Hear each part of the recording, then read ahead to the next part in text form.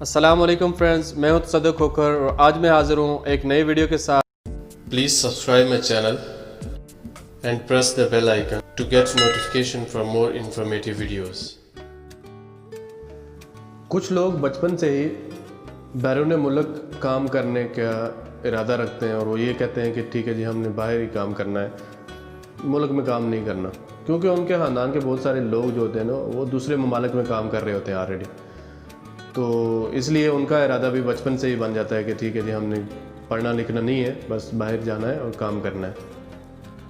اور کچھ لوگوں کو اپنے ملک میں کام نہ ملنے کی وجہ سے دوسرے ملک میں جا کے کام کرنا پڑتا ہے، اور کچھ لوگوں نے زندگی میں یہ نہیں سوچا ہوتا کبھی کہ وہ اپنے ملک میں کسی دوسرے شہر میں جا کے کام کریں گے، اور ان کے ذہن و گمان میں بھی نہیں ہوتا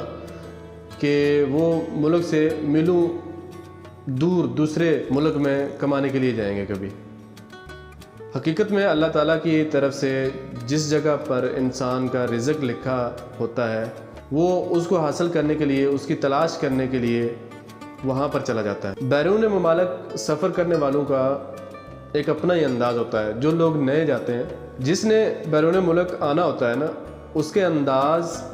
جب وہ ویزے کے لیے ایجنٹ کے پاس جاتا ہے، پیسے جمع کرواتا ہے، اسی وقت سے بدل جاتے ہیں۔ اور جب ایجنٹ تنخواہ کے بارے میں اس کو بتاتا ہے،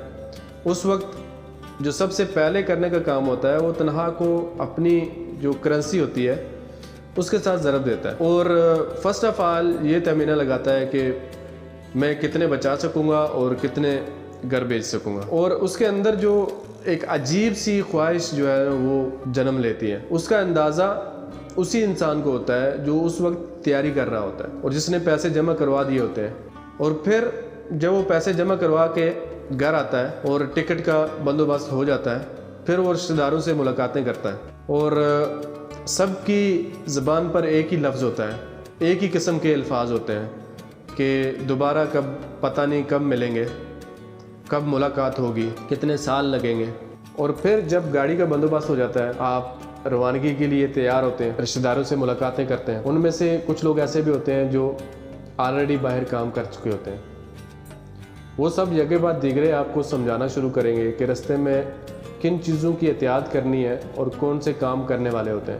یعنی کہ ایئرپورٹ میں کیسے انٹری کرنی ہے اور بورڈنگ کیسے کروانی ہے، پھر جہاز میں سفر کیسے کرنا ہے، ایئرپورٹ پر کیسے جانا ہے۔ پھر جب آپ ایئرپورٹ پہ چلے جاتے ہو تو رشتہ داروں کو الوداع کرتے ہو،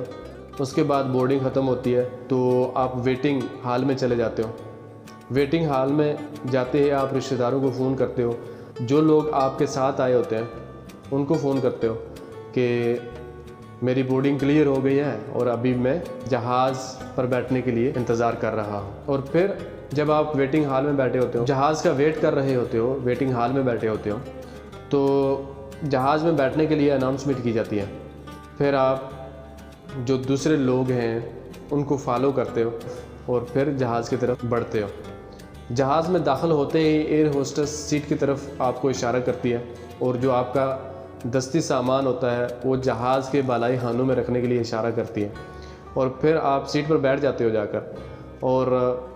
روانگی تک آپ فون پر باتیں کرتے ہو۔ آپ یہ سوچتے ہو کہ بس تھوڑا سا ٹائم ملا ہے، اس ٹائم میں آپ جتنا ہو سکے گھر والوں سے بات کر لیں۔ پھر تھوڑی دیر کے بعد جب جہاز روانگی کے لیے تیار ہوتا ہے تو اناؤنسمنٹ کی جاتی ہے سیٹ بیلٹ باندھنے کے لیے، اور ایئر ہوسٹس جو ہوتی ہے جہاز کی وہ احتیاطی تدبیریں آپ کو بتاتی ہے، اس کا ڈیمو دیتی ہے۔ اس کے بعد جہاز رن وے کے لیے تیار ہو جاتا ہے اور آہستہ آہستہ چلنا شروع ہو جاتا ہے۔ اس وقت کیپٹن موبائل فون بند کرنے کے لیے آپ کو اناؤنسمنٹ کرتا ہے۔ جو نئے جانے والے مسافر ہوتے ہیں یا پھر جو پرانے ہوتے ہیں، ان کی صرف ایک ہی خواہش ہوتی ہے کہ کسی نہ کسی طریقے سے ویڈیو بنا لیں اور جو اپنے رشتہ دار ہیں، جو دوست ہیں، ان کو سینڈ کریں۔ پھر ایئر ہوسٹس ایک خاص بلندی پر جہاز کے پہنچنے کے بعد آپ کو کھانا سرو کرتی ہیں، جس میں کولڈ ڈرنکس بھی ہوتی ہیں۔ جو بندہ پہلی دفعہ سفر کر رہا ہوتا ہے نا، اس کی خواہش یہ ہوتی ہے کہ میں دوبارہ بھی کولڈ ڈرنک لے لوں، لیکن لیک آف کانفیڈنس اور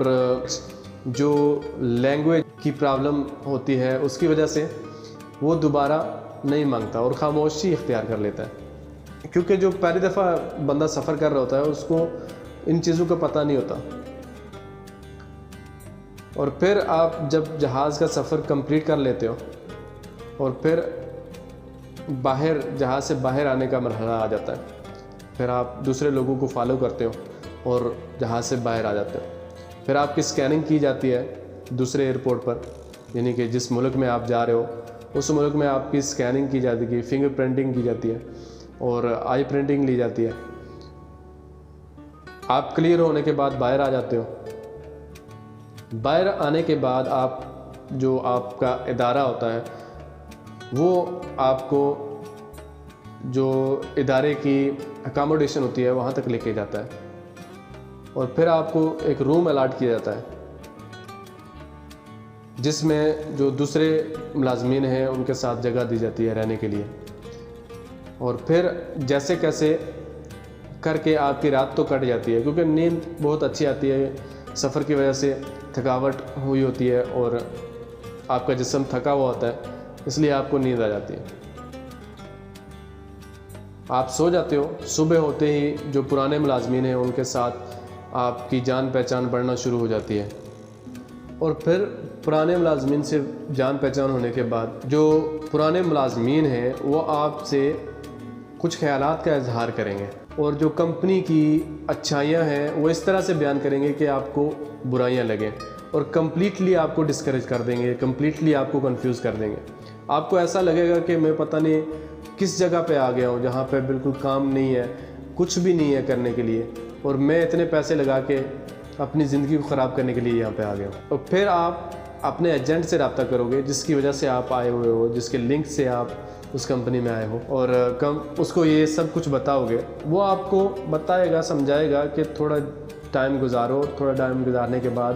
آپ کو حالات کے پتہ چل جائے گا اور آپ اس کے ساتھ ایڈجسٹ کر لو گے۔ پھر آپ گھر والوں کو بھی مطلع کر دو گے کہ یہ چیزیں اس کمپنی میں یہاں پہ تو کام ہی نہیں ہے۔ اور ایجنٹ سے جو شکایتیں کرنے کا سلسلہ ہے وہ بہت عرصے تک چلتا رہتا ہے، کیونکہ آپ نئے ہوتے ہو، اس لیے کمپنی کو ایڈجسٹ کرنے کے لیے جو پرانے لوگ ہوتے ہیں ان کے ساتھ کام کے لیے بھیجنا ہوتا ہے اور آپ کو کام سکھانا ہوتا ہے۔ وہ یہ چاہتے ہیں کہ ان کی وجہ سے یا آپ کی وجہ سے کوئی کانٹریکٹ